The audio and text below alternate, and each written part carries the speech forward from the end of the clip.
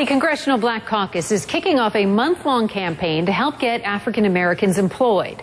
Why? Because the disparity between unemployed black people and white people is alarming. Check this out. According to the Bureau of Labor Statistics, for the month of July, the jobless rate for African Americans inched up to 16.8%.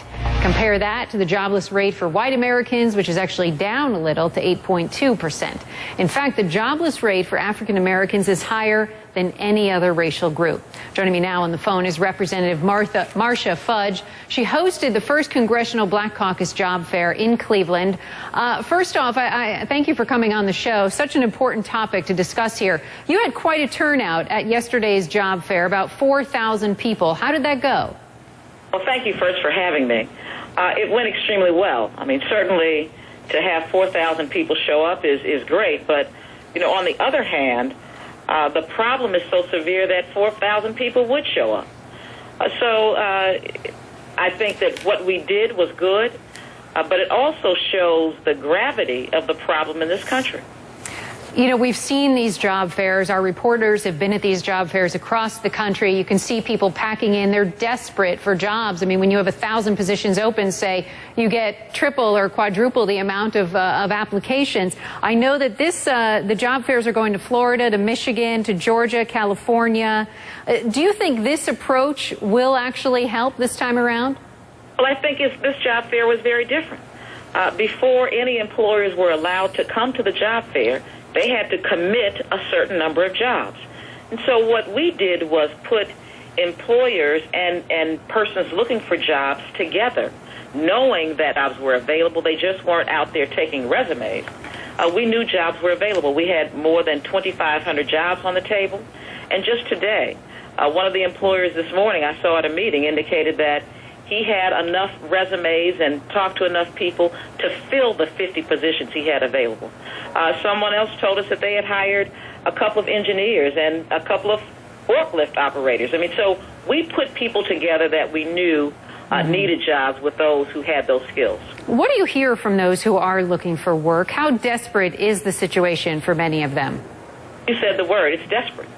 Many of them have been out of work for some time. And it is difficult in this kind of an economy to find work. And based upon some of the things that have gone on in the last few months and weeks, it's going to get worse. We're going to lose more jobs than we're going to gain. And so people really are desperate to feed their families and to pay their mortgages. It's a difficult time in this country.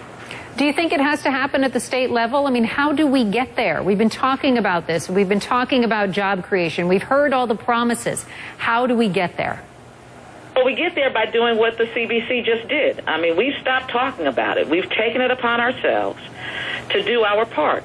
If through these 5 cities that we go to over the next few weeks, we get 10,000 or 15,000 people hired, it may not seem like a lot to people because of the huge problem we face with more than 15 million people out of work.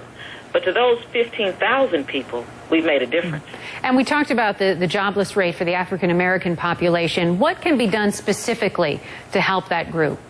I think 2 things need to really happen. We need to target communities of highest need. Certainly, the majority of them may, in fact, be African-American, but all are not African-American. So we need to target those communities with special attention and programs. And I think one of the things that needs to happen is that we need to, as a Congress, pass a transportation and infrastructure bill so that we can put construction people back to work. We can take care of our crumbling roads and bridges. We can as well take care of our aging communities with things like more neighborhood stabilization programs that are going to help us rehab old homes or tear down ones that are bringing down the values in our neighborhoods. There are a number of things that can be done. Yeah. Certainly, we do understand how to do it. We just haven't done it. Yeah, we need to get those jobless numbers moving in the other direction. Representative Marcia Fudge from Ohio.